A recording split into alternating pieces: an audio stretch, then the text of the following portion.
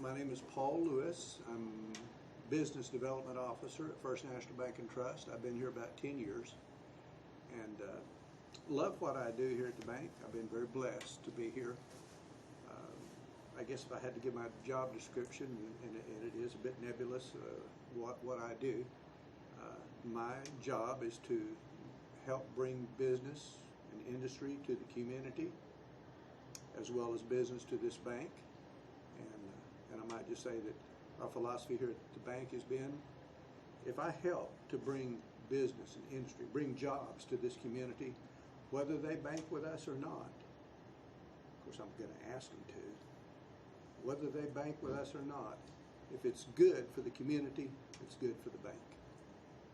So I've been very blessed to have been able to do this for the last 10 years and be part of this great community of Chickasha. I love living here. I was born and raised in Chickasha, graduated from high school here. I left in 1972. I just couldn't wait to get out of Chickasha. I came back in 2002. I couldn't wait to get back. I'm glad I'm here. I moved back here from Orlando, Florida. And one of the reasons I wanted to come back to Chickasha, in Orlando, Florida, I just felt like this little fish in a big pond. I was pretty much invisible. I wanted to come back to my hometown. I wanted to make a difference, be active in the community, and I think I've done that. Wow, what a great place to grow up. I remember as a kid, I was always very industrious. Always worked. Had a paper route at a very early age, and I love that because it taught me such great business experience. Throwing the newspaper, folding the newspapers, throwing them, collecting for them, going in people's homes and visiting with them and meeting them. I kind of think as my experience as a paper boy, I've been probably in over 50% of the homes in this community because I had so many paper routes. And then as I went on through high school, I always had a job. A lot of kids were playing sports. I really didn't do that. Wasn't really involved in a whole lot of school activities, but I loved to work. And some of my earliest childhood memories were when I was growing up, my dad was a bouncer at the El Rancho nightclub here. My dad loved to fight. He was a very colorful character, but I remember praying every night, I wish my dad could have a job where he didn't have to fight all the time. And so later on, he went to work for Morton's Potato Chip. He had a potato chip route, and I would ride with him, and we'd call in restaurants and grocery stores. And so my fondest memories are riding in that potato chip truck. Of course, Dad was a driver, and there wasn't a seat for a passenger, so I sat on a 5-gallon can of Wesson oil until we sold that 5-gallon can. Then I didn't have a place to sit. But working with Dad and just watching him, and I feel like my dad was a master salesman. So I watched his every move, and I think if I've had any success in my sales career, that I owe it to my dad. But and then also in high school, I think what set me on my career in sales, I worked right across the street here at a place called Home Furniture. And I used to look out the window and watch guys walk out of this bank wearing hats. Back in those days, everybody wore hats. They'd wear a suit and a hat, carrying a briefcase. And I thought to myself, I don't know what those guys do, but that's what I want to do. So I can't say that I really had a real concrete career plan, but I knew kind of that's what I wanted to do. And then as life experience goes, that I kind of gravitated in that direction. Well, I've pretty much always been in sales. As a matter of fact, Dennis, one of the very first sales jobs that I had was at the radio station back then. It's KWCO Radio. Jack Brewer hired me, and my job then was to sell radio advertising and of course a small market radio station. It did a little bit of everything, did a little announcing and news, and but what a great experience that was. I loved working at the radio station because I was part of the community. You know, that working hard and gaining the product knowledge of whatever endeavor I was in, learning more about that and trying to get better. One of the things in my sales career, I've always worked on a commission. And for a lot of people that is scary, and believe me, it was scary for me at times because it was feast or famine. So probably my biggest challenge was being able to have the confidence to know that although it may be a little lean sometime, it's going to get better, and the harder I work, the luckier I get.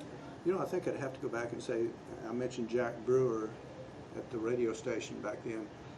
Jack was a great influence on me because he taught me so many things just about life.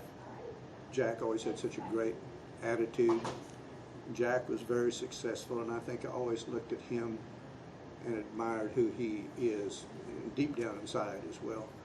Another person that influenced me a lot, and that was a gentleman named Bob Farrell with the Dale Carnegie courses. And I took the Dale Carnegie course, the Dale Carnegie sales course back then when I was working with Jack Brewer at the radio station. And I was so impressed with these guys in the Dale Carnegie program. They're always so optimistic and motivated, and great speakers they were too. And later on I went through as what they call a group leader with Dale Carnegie courses, where you help the instructor. And then one day Bob Farrell came to me and said, "Paul, I would like to invite you into the program to become an instructor for the Dale Carnegie courses." And I thought, wow, I would have never dreamed. So anyway, I did go on to become an instructor for the Dale Carnegie sales course and 2 other Dale Carnegie courses. And that's been, I think, one of my greatest accomplishments. I love being able to do that. And in fact, went on later while I was there in Florida and developed my own sales course and wrote the curriculum for that and taught courses to businesses. So I've been privileged to train hundreds of salespeople. I really wanted to make a difference, and I had a great career going there in Orlando, Florida, and I sold restaurant equipment, ice makers, and I was a regional manager for that company.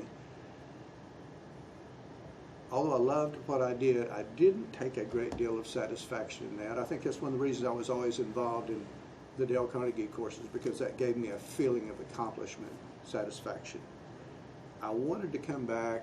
I missed my family. I was raised in a family of 10 children in Chickasha, and although all of them pretty much moved away, when I came back, I had one brother, Larry, who's president of Chickasha Manufacturing here, and then eventually another brother, Don, came back, and then brother David came back. So now I've got 3 brothers here, and I really love that.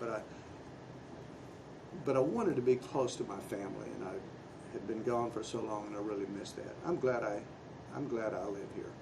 I served in the United States Navy. I'm privileged. I'm very proud to have served in our military. Most of my military career I spent on a ship, which was a great experience. I remember waking up every morning looking over the side of that huge floating piece of machinery with 900 men on board, and again, although most of my career I was on a ship, my total Navy career, I think I was out to sea a total of 24 days. So we stayed in port. We were a repair ship, but what a great experience to serve in the military, and it always gives me a great deal of pride, and I really get teared up, and I think you probably experience this too. You go to any kind of group meeting and people will ask, "Will our veterans please stand?" It really makes me proud to be able to have been able to serve for this country. I think that our greatest need here is a feeling of pride. It's about culture, and I think we've got some work to do there. And I think, yes, we are making progress. It disturbs me when I see people throw trash out of their cars. In fact, Lou Sterrett made a comment the other day that every time he comes here, we walk down to the Crazy Eight for lunch. And on the way, I stop and pick up paper along the way, people stuff trash on the sidewalks. So he knows it's going to be a long trip down to the Crazy Eight because he's got to wait on me to pick up trash.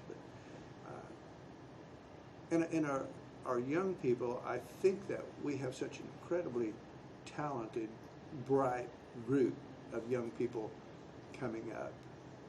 And I want to see people here mentor and encourage those kids.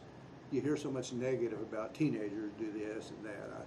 I have a teenager at home. I have a 17-year-old, and it's just fascinating and satisfying to watch her as she grows and matures, and the great talent that she has, and her classmates as well. So we've got a great group of kids here in this community. We always look to do good for other people. How can I help my fellow man? And I think Zig Ziglar put it very succinctly when he said, "You'll get what you want if you'll help enough other people get what they want." And I think if anything has helped me in my lifetime, that would be try to live by that pattern. Again, I wasn't involved in sports or a lot of activities in school itself, but I guess I was a pretty gregarious kid and just liked to run and have fun. If I could go back, I think I'd do a lot more planning and looking toward the future, but I guess, as a matter of fact, I was just telling my wife the other day, I really thought when I was in high school I was pretty smart. I thought I made A's and B's. I found some on my report cards and they weren't really that good. I was about having fun. As you get older, things go wrong. About 9 years ago, I went to Scott White Clinic. I was misdiagnosed as having Parkinson's because I had a lot of body movement at times. And as a matter of fact, the doctor told me that within a year, I'd be using a walker. Well, I was crushed about that, but at the same time, I just didn't quite believe that. So I left there that day. She gave me a prescription for some medication, and I took it for a few months. Didn't help me, and I went back, and I said, "Look, this is not working for me." She encouraged me to keep taking it, and I asked her, "What will happen if I don't continue with this medication? Will this progress any faster?" She said, "No, but this will help you with the symptoms." I said, "I'm done. Not taking the medication anymore." Started looking for different doctors to help me get maybe a diagnosis that I liked a little better. Still, no luck with that. They don't have a clue. But what I have learned over the years, whatever this, I guess a neurological issue, I've learned to manage it, and I do that. I know about 9:30 in the morning, by about that time, I'm going to be getting tired, and so I'll start having these movements. I go take a 20-minute nap. I'm back up. I'm good to go. The afternoon, I know it's going to happen again. I take a little nap. I'm good to go. So life is good for me. I play racquetball in the mornings. I'm at my best in the mornings. So 3 days a week, my friend Pat Brooks and I play racquetball, and I think that's one thing that has helped keep me healthy. Occasionally, you may see me carrying this walking stick, but what you won't see, rarely will you see me put this on the ground. You may see me carrying a stick like this, and somehow it mentally helps keep me balanced. So I just use it more for show. People stop me all the time and say, "Oh, you're having a really good day. You're dancing." Yeah, I'm dancing. So as far as the disability, if you will, it's not really a disability. I live with it. I do fine. Is there any closing statements that you want to say about Chickasha? Well, I have great hopes. We I think made a lot of progress in the last 10 years, and part of that, I think, is through our job creation. We've been blessed to be in this part of the country where energy is a big part of who we are.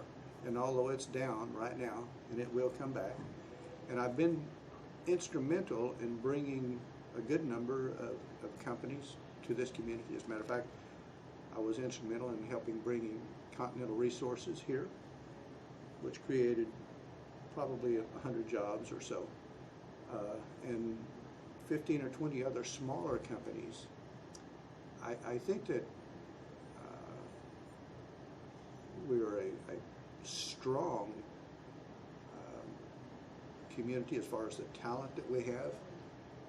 We have a good manufacturing base here, as well as the energy industry, healthcare. We have just a lot of great qualities, and I think that at this point, and of course, having been born and raised in Chickasha, this community has stayed about between 16 and 18,000 population ever since I can remember. I think that we are on the cusp of some great growth, and I look forward to being part of that.